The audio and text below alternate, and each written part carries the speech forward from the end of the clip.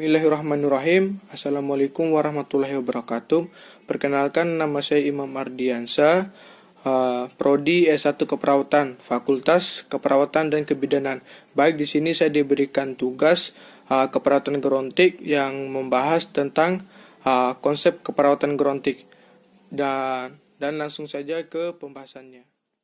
Definisi dari lansia tersebut adalah, lansia adalah suatu masa atau tahap hidup manusia yang dari bayi, kanak-kanak, dewasa, tua, dan lanjut usia. Proses alami ini tidak dapat dihindari karena disebabkan oleh kemunduran dari kondisi tubuh. Terus batasan umur lansia. Batasan umur lansia menurut WHO meliputi usia pertengahan atau middle age, yaitu kelompok usia dari 45 tahun sampai 59 tahun. Setelah itu lanjut usia atau adult antara 60 tahun sampai 74 tahun. Setelah itu lanjut usia tua atau old antara 75 tahun sampai 90 tahun.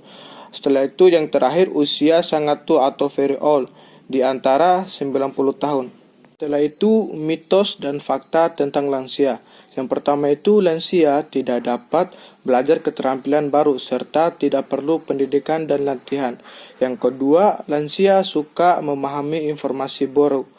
Yang ketiga, lansia tidak produktif dan menjadi beban masyarakat. Terus yang keempat, lansia tidak berdaya. Terus yang kelima, lansia tidak menikmati kehidupan sehingga tidak dapat bergembira. Terus yang keenam, lansia itu lemah, jompo, ringkih, sakit-sakitan atau cacat. Terus yang ketujuh itu lansia menghabiskan uang untuk berobat. Terus yang terakhir, lansia sama dengan pikun. Keadaan lansia di Indonesia.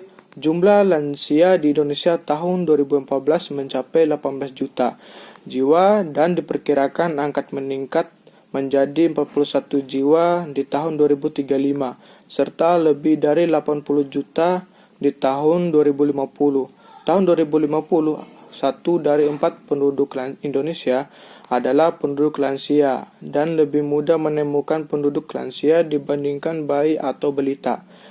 Data Susenas tahun 2012 menjelaskan bahwa angka kesakitan pada lansia tahun 2012 perkotaan adalah 24,77%.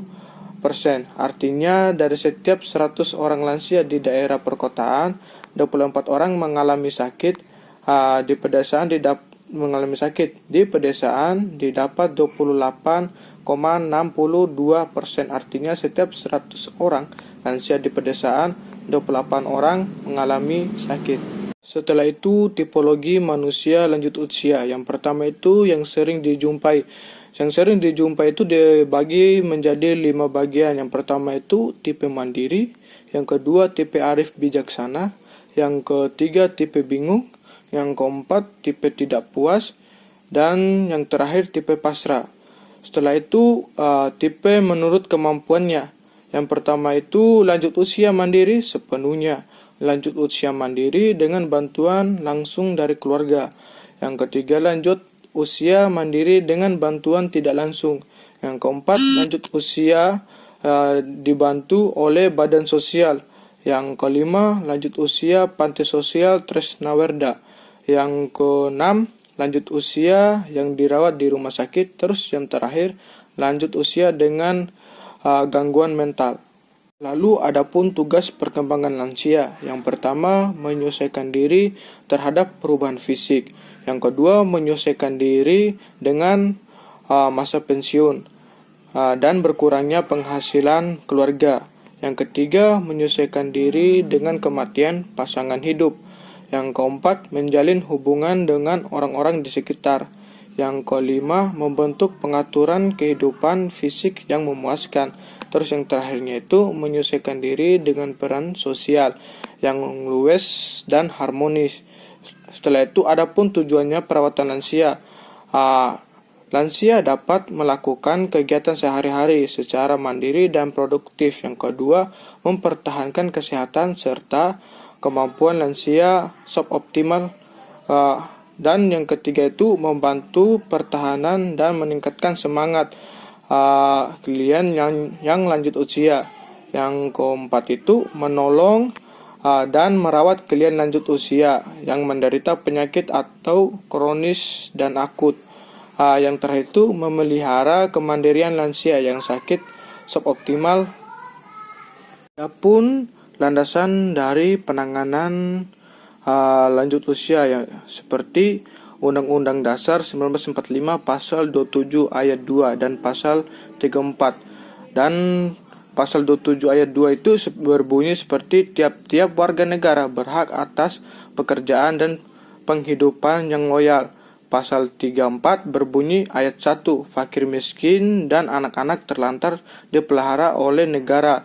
Ayat 2, negara mengembangkan sistem jaminan nasional bagi seluruh rakyat dan membudayakan masyarakat yang lemah dan tidak mampu sesuai dengan martabat kemanusiaan. Ayat ketiga, negara bertanggung jawab atas penyediaan pelayanan kesehatan dan fasilitas pelayanan umum yang layak.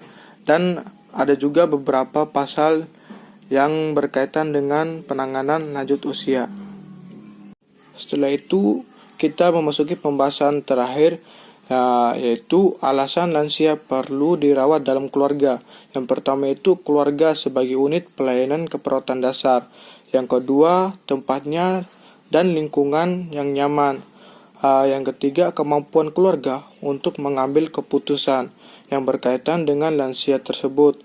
Yang terakhir, efektivitas keterlibatan anggota keluarga dalam perawatan lansia tersebut. Itulah penjelasan dari konsep keperawatan lanjut usia atau keperawatan gerontik yang dapat saya bahas. Lebih dan kurangnya saya mohon maaf. Wabillahi taufiq wal hidayah. Wassalamualaikum warahmatullahi wabarakatuh.